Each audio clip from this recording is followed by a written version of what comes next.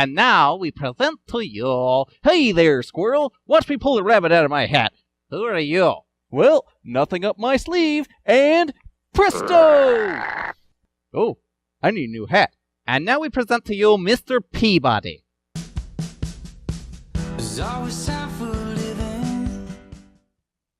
Greetings, the world of the internet. I am the great Matthew Squeak, and welcome to Squirrel Talk Review. Peabody's Improbable History started off as one of those shorts that appeared on the Rocky and Bullwinkle show, originally created by Jay Ward. It revolves around a genius dog and his boy traveling through time in an attempt to teach us something. And since most of the Jay Ward production theatrical remakes have been terrible, we are going to have a look at their latest creation.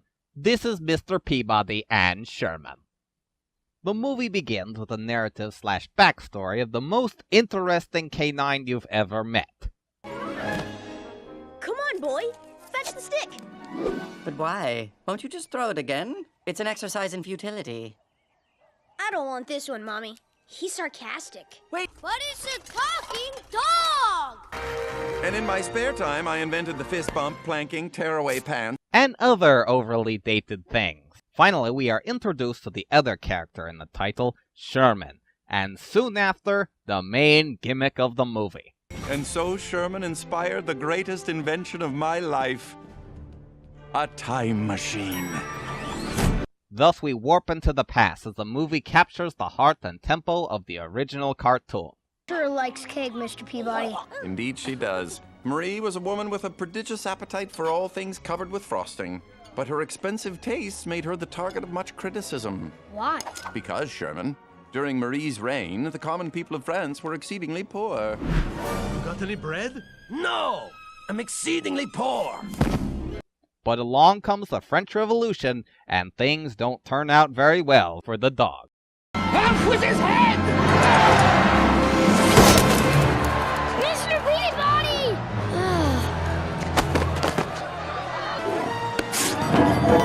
Now, how did he get out of that one?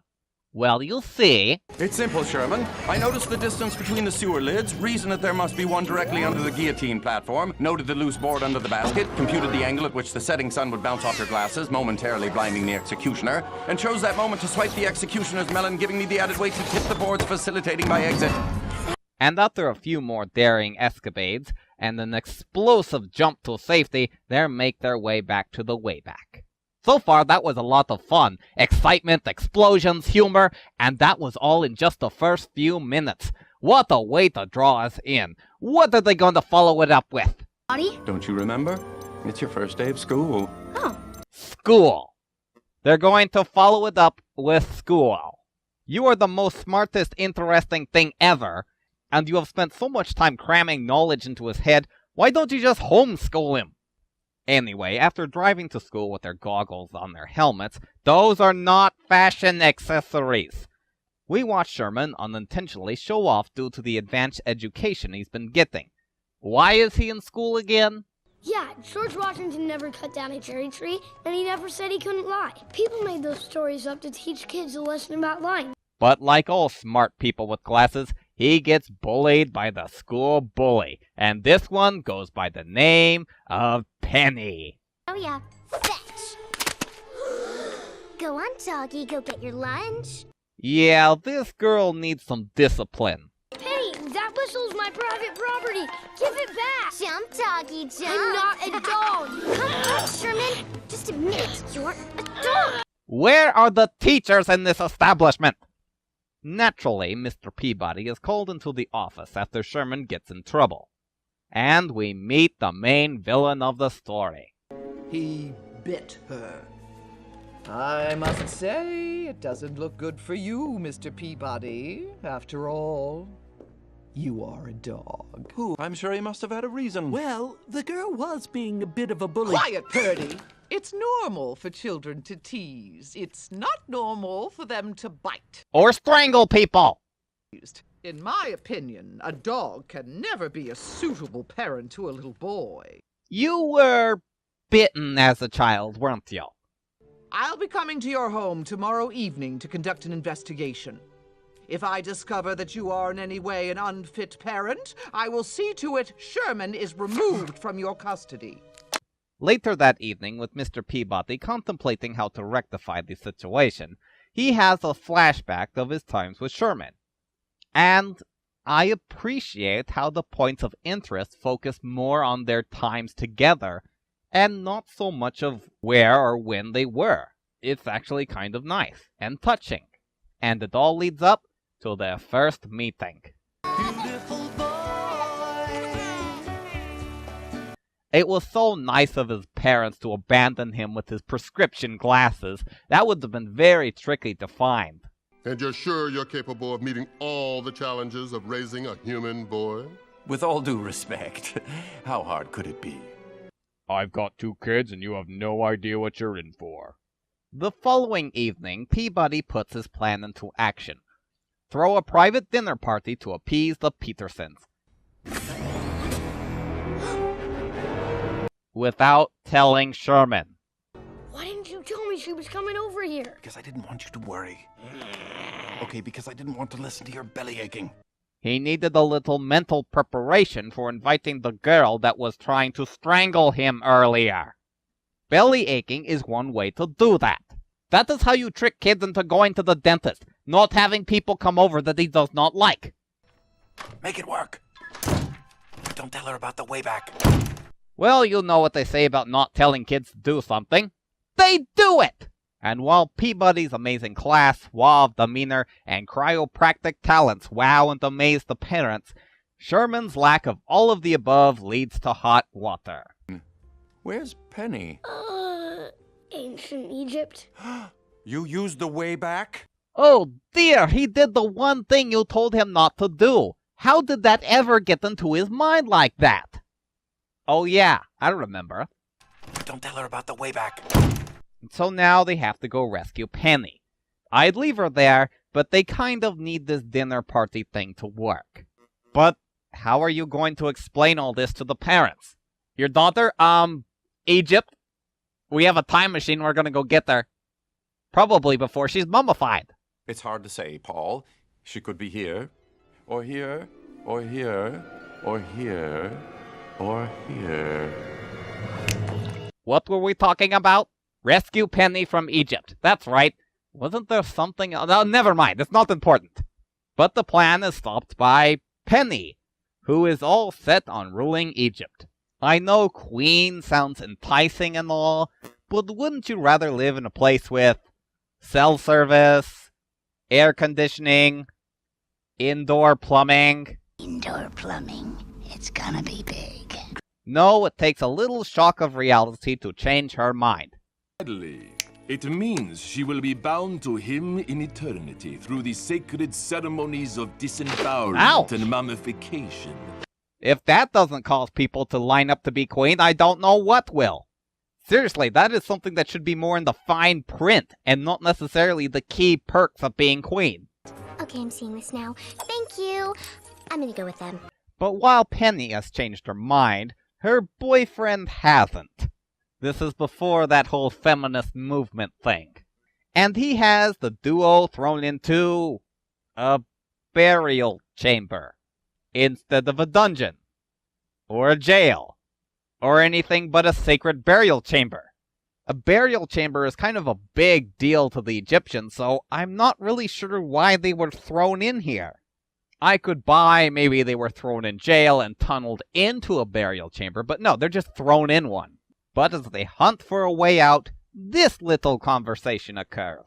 If I didn't know any better, Sherman, I'd say you were jealous. Jealous of what? Tut's affection for Penny, of course. You think I like Penny? Mm-hmm. Give me a break. It's not like I want to hold her hand, or go to the park, or watch her while she's brushing her hair. You met her on your first day of school. Yesterday. And your first interaction with her was... Sit. Let me go. Not until you beg like a dog. Come on, Sherman. Beg. Guess being strangled is a major turn-on for him. They navigate the booby traps. What's so funny? You said booby. make their way to freedom, grab Penny before she marries Tut, and escape through the Wayback. But looks like someone forgot to charge the batteries. Oh, battery. Forcing them to make an unscheduled stop in the Renaissance era, recruiting Leonardo da Vinci to jumpstart the Wayback. But first, we need to bypass this little subplot with the Mona Lisa. Jokes! Perhaps I can be of assistance. You see, humor is not immune to the laws of science. Using algorithms, we can extrapolate what is universally considered funny, thus producing a formula that is scientifically certain to cause laughter. Case in point, the pratfall.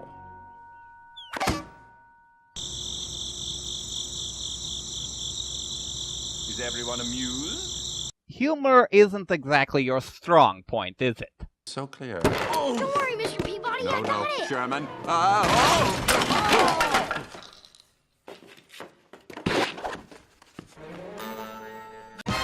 Now that's comedy. And now we are going to have a moment with the "Hey there, Squirrel, watch me pull a rabbit out of my hat." Again? Well, nothing up my sleeve, and presto! Ah! Oh, don't know my own strength. With that out of the way, Leonardo helps build a contraption to jumpstart the Wayback, and Sherman and Penny get into a little mischief. The thrust comes from this kind of crossbow doohickey here. Then it shoots along the track until the wind catches the wings. Or it crashes into the ground and turns you into jelly. This is crazy! No, it's not, Sherman. It's fun. We're gonna die! Oh, stop being such a party pooper and enjoy it! Yeah, enjoy the untested, unfinished, life-threatening flying machine. Letting go. 1. Don't let go! 2. No! There is one thing for having confidence in your friends that you despised an hour ago, and then there's being straight up suicidal. They crash, don't die, and proceed to warp their way home. Whatever. You should be happy. Turns out Sherman's not a complete and total loser after all. Yeah, Mr. Peabody. Don't agree with that. Miss Peterson, stop turning my son into a hooligan. It's not my fault he's a hooligan. Yeah, it's not her fault I'm a... Don't agree with that either. But we're interrupted yet again mid-transport, this time by a black hole. They make traveling through time look so easy in the cartoon. Why didn't you tell me? Tell you what? Why didn't you tell me Miss Brunion was trying to take me away from you? It's not your job to worry about these things. You just didn't think I could handle it. We'll discuss it later. Now sit down. I don't want to discuss it later. Black hole, about to die, not the time to be arguing. They escape but crash land in... Oh no. We're on the brink of one of history's most ferocious conflicts. And due to their argument from earlier, Sherman runs off to join the Greeks in the Battle of Troy. You know, there was never actually a wooden horse they all hid in. For a movie that started with a... Apocryphal? What kind of tree is that? It's not a tree. It's a word. Apocryphal. It means that story's not true. We're about to have a big scene with one.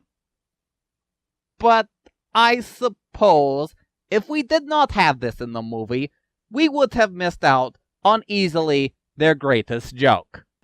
Someone left this for us! A present. Nice. It looks just like our horse. Should I bring it inside? It'd be rude not to. Go! I did not see that coming. It's very predictable. It's like knowing the Jack is about to come out of the box. But it's strangely still hilarious as it was the first time I'd seen it. Sherman goes to war and finds it's not all that it's cracked up to be. Eat my bronze, you Trojan dog! But he's saved by the most epic sword-wielding dog ever. Why I ask you to obey me, Sherman? Because I'm your father, and it's my job to keep you safe. And he does all this without breaking a sweat. They get caught chasing a runaway horse on their way to safety and avoid certain doom by a matter of feet, Time to go home. Unhypnotize Penny's parents, finish that dinner party, eat my baked Alaska, charm the pants off Miss Grunion, and make sure none of this ever happens in the first place. Sounds good. I'm in. How can you not get out of that? You went from being an annoying character to being a completely pathetic damsel in distress. You constantly have to be saved, sometimes from your own stupidness. Peabody gets them out again, but...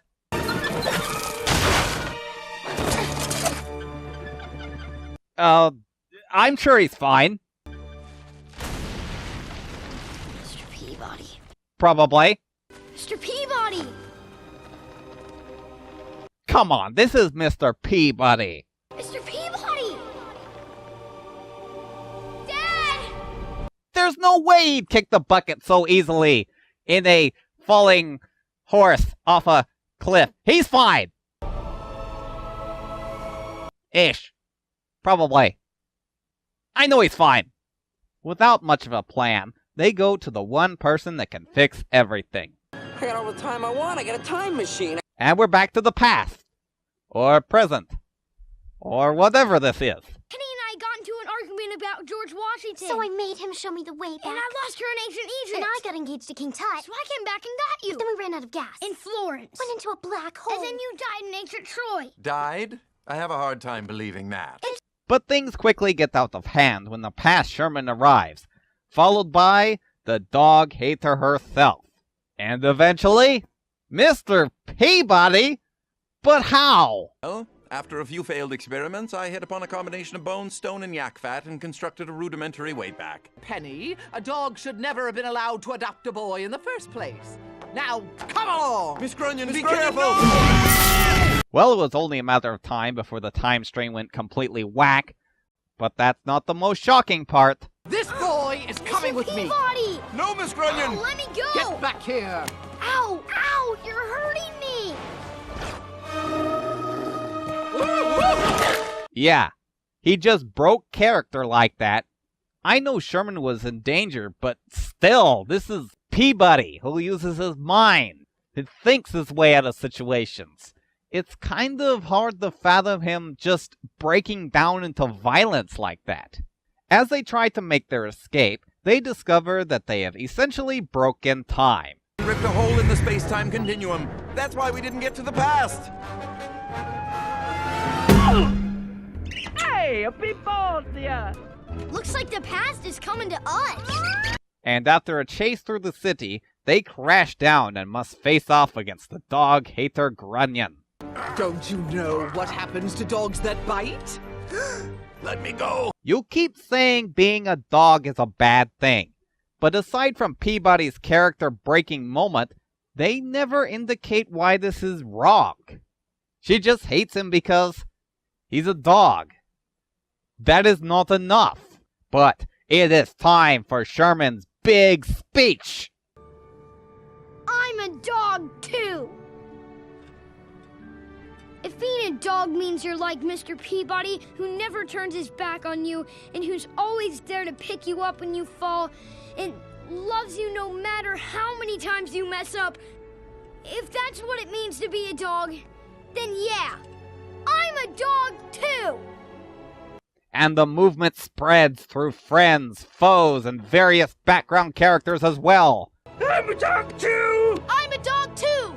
I will not be swayed so easily by this movement. I am no dog. I am much better than one. With one problem solved, it's time to concentrate on the grander scope. I have an idea. Hey everybody, I have an idea! Yes, what is it, Sherman? Why not go to the future? The future? I've never been there before, so it's probably not as messed up. Sherman, that's it. Are you thinking what I'm thinking? Not usually. It's exactly what you all just said! Except the total opposite! And the lesson of the day is sometimes it's the simplest minded answer that wins the day. So it's time to save all of time. I need to reprogram the way back. All right, Mr. Peabody. That means you have to drive. I know you're trying to have a big moment here with him flying the ship, But Sherman's already flown this thing twice now. Off screen, yes, but flying is not new to him. I'm flying! But Sherman, you don't know how to fly! I don't? No! That's not what I meant! They fly through the time portal, and it turns back all of the damage caused and sends everyone back to their own time. And with one last cheer, we cut to things getting back to normal. You are supposed to wear the goggles! And with this quote from the cartoon, the credits roll. Every dog should have a boy. That was Peabody and Sherman, and hey there, Squirrel! Watch me pull a rabbit out of my hat. Do you mind? I am attempting to do the wrap-up. It was actually a lot of fun. It started by paying homage to the original cartoon, and then felt free to wander off to do its own thing, even if it did involve Penny. Sherman and Peabody were a pretty good duo, but after being rescued from Egypt, Penny kind of felt like a bit of a forced third wheel. But the moments between the main pair definitely shine much brighter, no matter how annoying she tries to be. The animation is a little off. I know they were trying to capture the designs of the original cartoon, but it has a tendency to make some people's heads a little too big for their bodies. Then again, this is a movie about a talking dog with a bow tie. And I did enjoy the adventures through time. I loved all the time zones they went to, and I found myself laughing quite a bit through the movie. It's a movie with a lot of laughs through a colorful adventure. I definitely recommend seeing this one for yourselves. Nothing up my sleeve, and presto! That was the strangest experience I just experienced. I am the great Matthew Squeak, and this is Squirrel Talk Review. I most definitely need a new hat. I thank my loyal subjects for watching me review quite a fun little movie here. Like and subscribe to me now. Also, if you think I am that good, you can go ahead and donate to me right here.